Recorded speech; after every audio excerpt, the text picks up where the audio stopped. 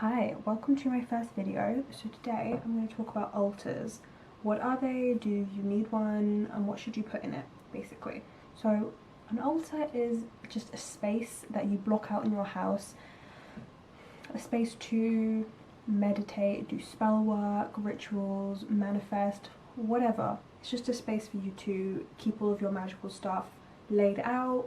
Yeah, you can make it as aesthetic as you want, or it can literally just be a mess of whatever you want. It's personal to you. So there might be things here in my altar that you don't necessarily resonate with, that you don't need, so you shouldn't get them, basically. And you just have to remember that what you want out of your altar is what you should put in. So for instance, I have divination things, so tarot cards, runes, and a crystal ball. If you don't do divination, then you don't need these things. They would just kind of be, it would just kind of be a bit wasteful. So for me, my altar kind of separates into three different categories: sensory, elemental, and divination. So by sensory, I mean different triggers for different senses. So smell, sight, touch, hearing, all that stuff. And by elemental, I mean all the 4 different elements. So water, fire, earth, and air. And then divination, so again, as I said before, tarot cards, crystal balls, runes, some people use tea leaves, whatever you like to use for insight. So let's do this. To start off with, you need an altar cloth, and all this is just a cloth that has some kind of pattern on it that you resonate with, and usually these patterns have some kind of cyclical component to represent the cyclical nature of life. So this is mine. It is an astrological print with all of the zodiac signs on. Absolutely love it.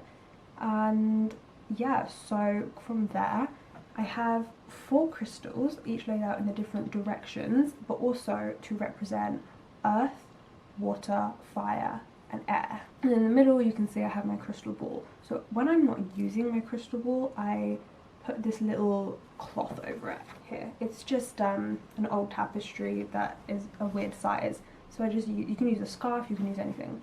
I just put it over it because something to remember is if you can see into something, something can see back. That's kind of an old paranoid witchcrafty thing to say, but better to be safe than sorry. If someone's trying to ruin your life, you don't want to give them extra access to it.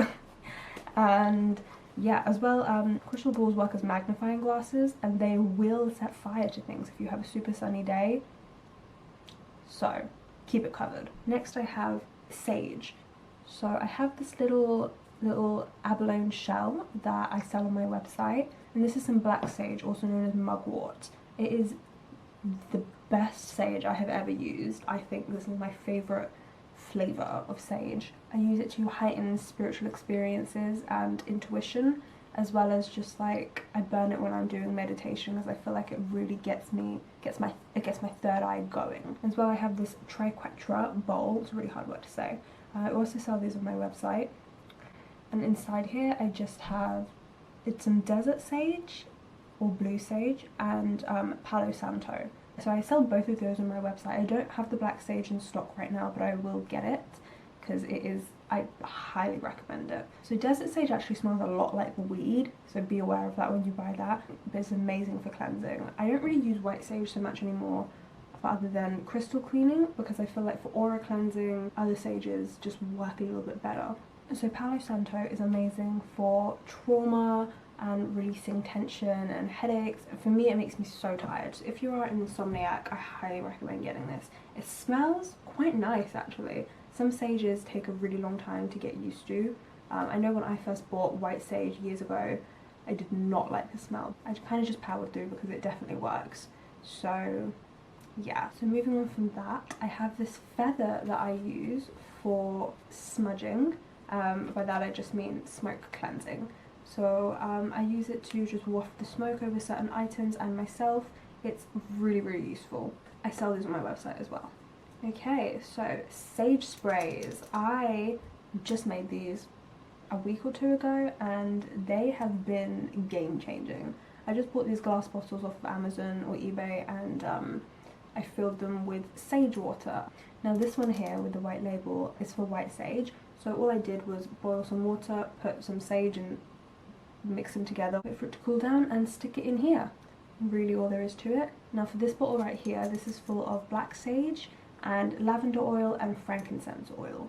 So again, boiled the water, wait for it to cool down, added just a couple of drops of lavender because I didn't want anything to get too greasy, because I do use this as an aura spray, and also to cleanse my crystals sometimes. So just spray it above me. And it smells so good. So yeah, you can just make this at home. It takes no time. Highly recommend it. Now, moving quickly on, I have some rune stones here. I don't know how to read rune stones yet, but having these here encourages me to learn. I'm not going to say too much about it. So this is where I do my tarot readings. I don't keep all of my tarot cards on here because they're a little bit bulky and they take up too much space, and I don't think that they look that nice. I have some candles as well, black candles for protection. So then I also have 2 glasses that I put water in. I use these for manifestation and rituals that involve the elements. So pretty self-explanatory there. But if anyone wants a video on how I use them for manifestation, that is a whole thing. So I can do that, happy to do that, but tell me. So then I have these 3 dice here, one with the zodiac signs, one with the planets, and one with just numbers on. So I use these during tarot readings to get a more accurate idea of certain timings that things are going to come into people's lives. They're super useful. I also give them a roll at the beginning of the day just to see what the day is going to be like as far as energy and vibes. So the last item is just this little kalimba.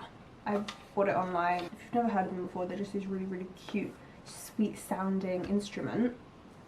I like to have it on my altar because in the morning I like to give it a little play, because it just gives me a really positive start to the day and keeps my vibration at a level that I want it to be at.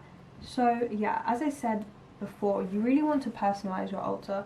For me, sound really dictates the way that I'm feeling, so that's why I have this here. And then obviously I have the visual components as well as smell, and then I have a little bit of touch with these sprays. So good, I love it. Yeah, the only thing I'm missing is taste, but I don't know how I would incorporate that into my altar just yet. I don't really want to be eating as like I just eat like an avocado while I'm sitting here, but I don't know about that.